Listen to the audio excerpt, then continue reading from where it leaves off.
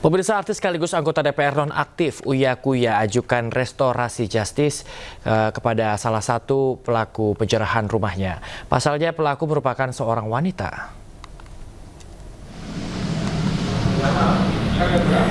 Dengan didampingi istrinya, Uya Kuya mendatangi kantor Polres Jakarta Timur di Jatinegara, Jakarta Timur pada Rabu sore. Uya Kuya dan istri keluar dari unit PPA Polres Jaktim setelah bertemu pelaku penjarahan rumahnya untuk ajukan restoratif justice dengan pelaku inisial RJ. RJ merupakan seorang perempuan tidak mengetahui barang rongsokan yang diambilnya dari depan rumah Uya Kuya adalah hasil perusakan dan penjarahan. Uya Kuya juga mengaku belum melapor terkait insiden penjarahan rumahnya. Uya Kuya menyerahkan semua proses hukum ke pihak kepolisian.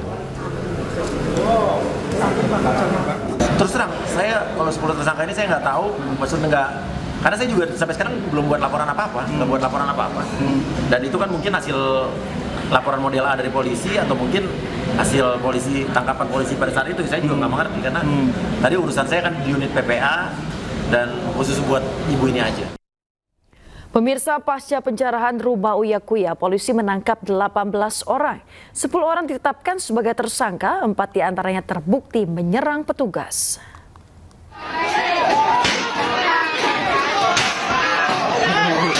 Polisi bergerak cepat menangkap pelaku penjarahan rumah Surya Utama alias Uya Kuya di Durensawit, Jakarta Timur. Lewat laporan masyarakat dan penelusuran lewat video amatir, polisi mengamankan 18 orang pelaku. Menurut Kasat Reskrim Polres Metro Jakarta Timur AKBP Diki Vertovan, dari 18 orang tersebut 10 orang resmi ditetapkan sebagai tersangka, sementara 8 orang lainnya berstatus saksi dan sudah dipulangkan. Dari ke-10 orang tersangka, 4 orang terbukti menyerang petugas, sementara 6 lainnya terbukti melakukan penjarahan. Hingga kini polisi belum menunjukkan identitas para pelaku, termasuk motif penjarahan dan penyerangan petugas. Sabtu malam 30 Agustus, ratusan orang menggeruduk rumah Uya Kuya di Durensawit, Jakarta Timur. Lewat video amatir yang beredar, massa menjarah barang-barang yang ada di rumah Uya Kuya. Kini rumah anggota DPR RI dari fraksi PAN itu sudah dipagari seng dan tidak bisa dimasuki warga. Tim Liputan iNews melaporkan. Polda Sulsel menangkap 11 tersangka pengerusakan dan pembakaran di kantor DPRD Makassar dan DPRD Provinsi Sulawesi Selatan. Belasan pelaku tersebut diduga terlibat pembakaran dan juga pengerusakan dan mengambil barang milik negara saat aksi unjuk rasa Jumat malam lalu.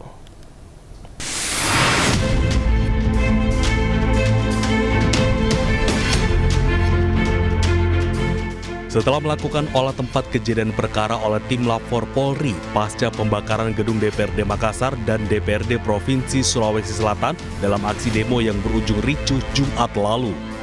Di Reskrimum Polda Sulawesi Selatan berhasil menangkap sedikitnya 11 orang terduga pelaku di beberapa lokasi berbeda di Kota Makassar, Sulawesi Selatan. Para pelaku ini diketahui adalah mahasiswa dan warga yang ikut dalam aksi unjuk rasa di kantor DPRD. Dari 11 orang yang ditangkap, 8 orang diduga merupakan pelaku pembakaran dan pengerusakan di DPRD Kota Makassar, sementara 3 orang lainnya beraksi di DPRD Provinsi Sulawesi Selatan. 11 orang tersebut telah ditetapkan sebagai tersangka. Polisi pun masih memburu pelaku lainnya untuk mengungkap motif kejadian dan mencari barang-barang milik negara yang sempat diambil oleh pelaku. Ada berbagai macam peran, ada yang melakukan pencurian ya, 363. Ada beberapa aset di sana yang dibawa, kemudian juga pengerusakan di kantor DPR itu, kemudian juga ada yang melakukan pembakaran. Nah, yang melakukan pembakaran ini kita kenakan pasal 187 ayat 3. Di sini membahayakan nyawa dan mengakibatkan meninggalnya seseorang. Ini diancaman hukumannya adalah seumur hidup atau penjara paling lama 20 tahun. Sebelumnya aksi unjuk rasa di Makassar, Sulawesi Selatan pada Jumat 29 Agustus lalu berujung pada pembakaran gedung DPRD dan mengakibatkan 3 orang meninggal dunia. Dari Makassar, Sulawesi Selatan, Wahyu Ruslan, iNews melaporkan. Pemirsa, polisi menangkap 7 orang dalam kerusuhan dan juga penjarahan dalam unjuk rasa di Polda Jawa Tengah beberapa waktu lalu. Dari 7 tersangka, 6 diantaranya merupakan anak di bawah umur.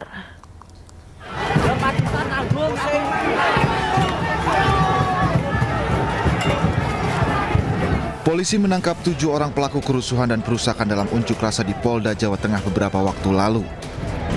Ironisnya, 6 dari 7 pelaku penyerangan merupakan anak di bawah umur, sedangkan 1 pelaku lainnya merupakan orang dewasa.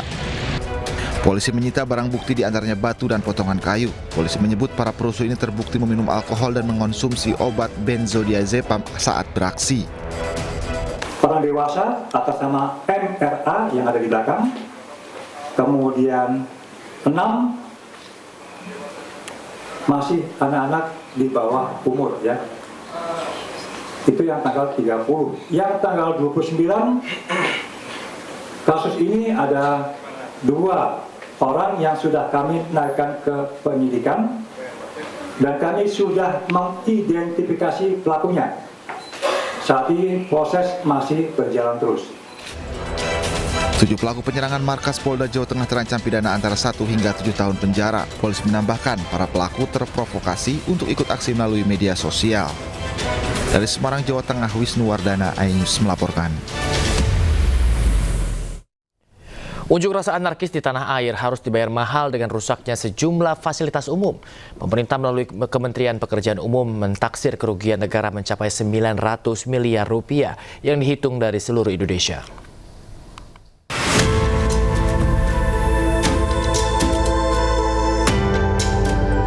Kerusuhan pada unjuk rasa beberapa waktu lalu harus dibayar mahal dengan rusaknya sejumlah fasilitas umum.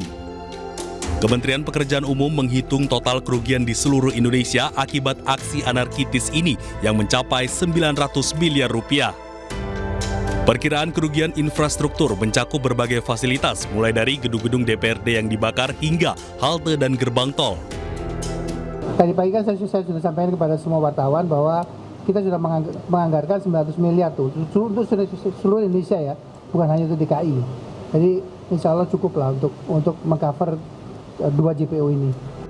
Di Jakarta, kerugian dari beberapa halte Transjakarta dan beberapa stasiun MRT yang rusak mencapai 55 miliar rupiah. Angka ini bertambah menjadi 80 miliar rupiah jika dihitung dari revitalisasi jembatan penyeberangan orang di Polda Metro Jaya dan Senen. Setelah kami berkoordinasi dengan Kementerian PU, kami pemerintah Jakarta akan mengerjakan hal yang kemarin yang sudah saya sampaikan, yaitu untuk hal yang berkaitan dengan MRT, kemudian Transjakarta, kemudian Bank Jakarta yang mengalami kerusakan, dan Dinas Perhubungan untuk traffic light dan sebagainya. Sementara itu, bila melihat dari tingkat kerusakan, Provinsi Jawa Timur mencatat nilai kerugian tertinggi dibandingkan dengan daerah lain. Kerusakan meliputi diantaranya Gedung Negara Gerahadi yang merupakan cagar budaya dan kantor DPRD Kota Kediri. Dari Jakarta, Ade Firmansyah, iNews melaporkan. Pemirsa, KPK menyita uang sebanyak 26 miliar rupiah terkait dengan kasus dugaan korupsi kuota haji pada masa Menteri Agama Yakut Khalil Qaumas. KPK juga menyita 4 unit mobil dan juga 5 bidang tanah serta bangunan.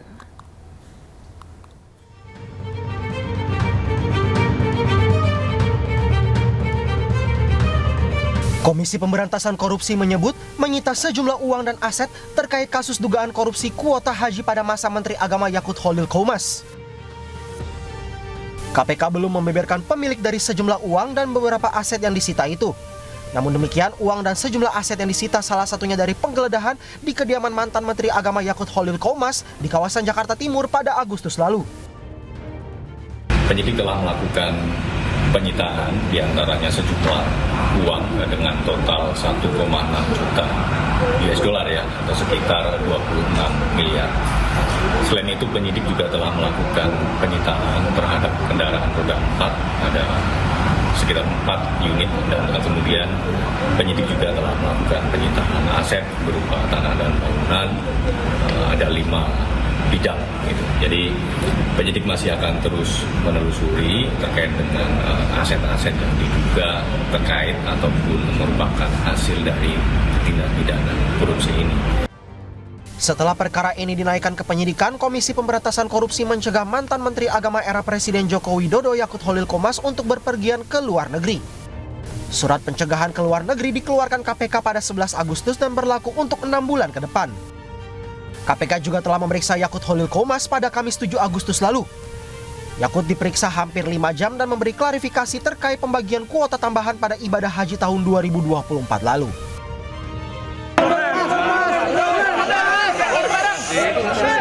Saya berterima kasih, akhirnya saya mendapatkan kesempatan untuk mengklarifikasi segala hal, pertama yang terkait dengan pembagian kuota tambahan pada PSSI tahun 2024 yang lalu. Kerugian negara akibat perkara ini mencapai lebih dari 1 triliun rupiah. KPK menyebut angka itu merupakan perhitungan internal KPK dan sudah didiskusikan dengan Badan Pemeriksaan Keuangan atau BPK. Tim Liputan iNews melaporkan. Menteri Agama Nasaruddin Umar menyampaikan permohonan maaf sekaligus klarifikasi terkait potongan video pernyataannya yang sempat menimbulkan tafsir berbeda mengenai profesi guru. Menak mengaku tidak ada niatan untuk melukai perasaan guru. Saya Nasaruddin Umar, Menteri Agama Republik Indonesia, menyadari bahwa potongan pernyataan saya tentang guru menimbulkan tafsir yang kurang tepat dan melukai perasaan sebagian guru. Untuk itu saya sekali lagi mohon maaf yang sebesar-besarnya. Tidak ada niat sedikit pun bagi saya untuk merendahkan profesi guru. Justru sebaliknya, saya ingin menegaskan bahwa guru adalah profesi yang sangat mulia seperti yang saya sampaikan. Karena dengan ketulusan hati mereka itu generasi bangsa ditempa. Saya sendiri adalah seorang guru, bapak saya juga seorang guru SD. Puluhan tahun hidup saya abdikan diri sebagai guru, mendidik ya di madrasah, di pondok dan di mahasiswa, menulis dan membimbing. Karena itu saya sangat memahami bahwa di balik kemuliaan profesi itu, guru tetap manusia yang membutuhkan kesejahteraan yang layak. Ya. Pemerintah melalui Kementerian Agama yang saya pimpin sekarang ini terus berkomitmen untuk memperjuangkan hal tersebut dengan berbagai langkah. Tahun ini ada kenaikan tunjangan profesi bagi 227.147 guru non-PNS sebesar Rp500.000 per bulan. Tunjangan yang semula hanya 1,5 juta rupiah per bulan menjadi 2 juta rupiah. Hari ini lebih dari 102.000 guru madrasah. Jauhkanlah dari segala bencana. Ya pemirsa, sebelumnya pernyataan Menteri Agama Nasaruddin Umar viral di media sosial setelah mengaitkan guru dengan pedagang. Nasaruddin menyebut profesi guru mencerdaskan orang dan bukan sekedar mencari uang. Ia mengaitkan bahwa pihak yang mencari uang adalah pedagang. Pernyataan Menak disampaikan dalam pembukaan program pendidikan profesi guru batch 3 Kemenak di Jakarta, Rabu 3 September 2025. Pemirsa, ex-Wakil Menteri Ketenagakerjaan Immanuel Ebenezer berjanji akan mengembalikan mobil mewah miliknya dari hasil korupsi sertifikasi K3 yang menjeratnya. Bahkan Noel juga mengakui perbuatannya dan akan mendukung upaya apapun yang dilakukan oleh KPK.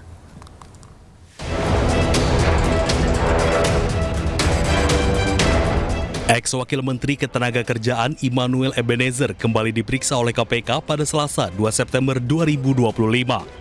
Noel diperiksa selama 4 jam seputar pengembalian mobil yang diperoleh dari hasil korupsi sertifikasi K3 yang menjeratnya. Tidak hanya itu, Noel juga mengaku bersalah kepada penyidik serta mendukung segala upaya yang dilakukan KPK. Bahkan KPK juga menghormati sikap Noel yang mau mengakui kesalahannya.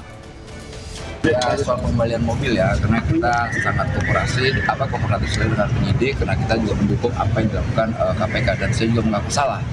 Dan mereka menghormati sikap saya yang gentle, langsung mengakui kesalahan saya. Oh ya. Terus kalau mobil yang suruh ngumpetin siapa Bang habis OTT? Enggak, kita ngumpetin. Kita akan kembalikan. Ya wajar ya, anak-anak saya pada akuntan. Manuel tadi tanya apa aja Bang? Tadi tanya itu apa aja pemeriksaan? Dapat duit berapa aja dari...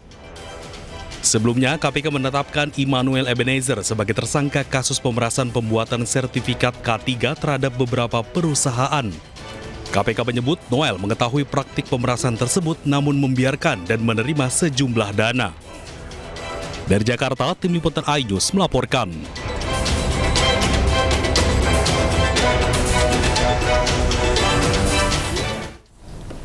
Sebelumnya, Komisi Pemberantasan Korupsi melakukan operasi tangkap tangan terhadap mantan Wakil Menteri Tenaga Kerja Emmanuel Ebenezer. Dari operasi tangkap tangan itu, KPK menyita 15 mobil pemirsa, 7 kendaraan bermotor, dan juga uang tunai.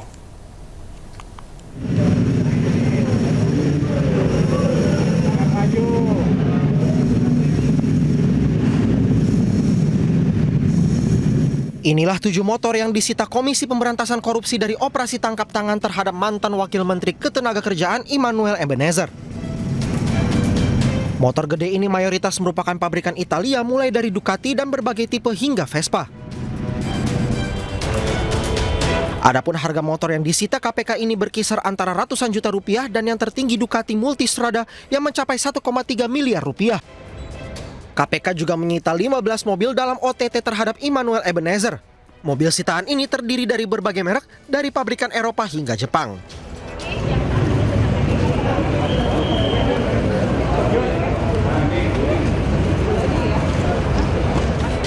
Ada juga yang menarik perhatian, yakni mobil Nissan GT-R Skyline dengan harga kisaran 3-6 miliar rupiah.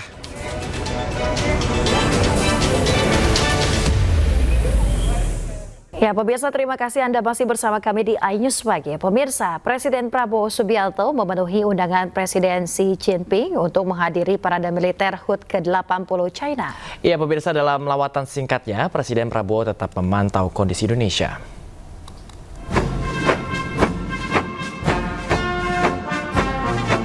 Presiden Prabowo Subianto bertolak ke Cina untuk memenuhi undangan dari Presiden Xi Jinping.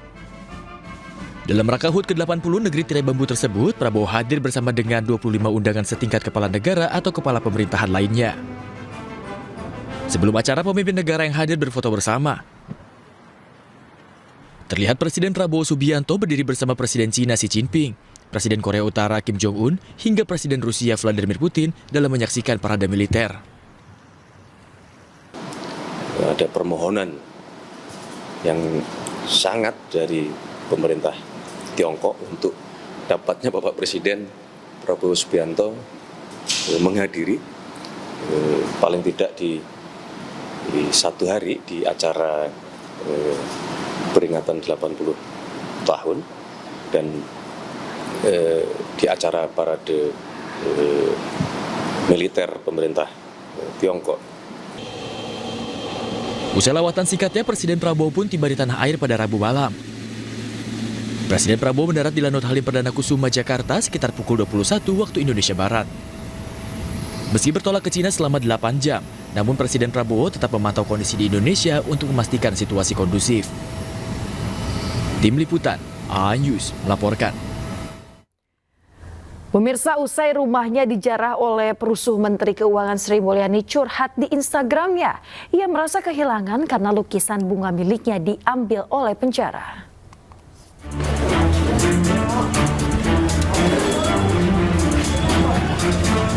Penjarahan yang terjadi di rumah pribadinya di Jalan Mandar, Bintaro, Minggu dini hari membuat bekas luka mendalam bagi Menteri Keuangan Sri Mulyani Indrawati.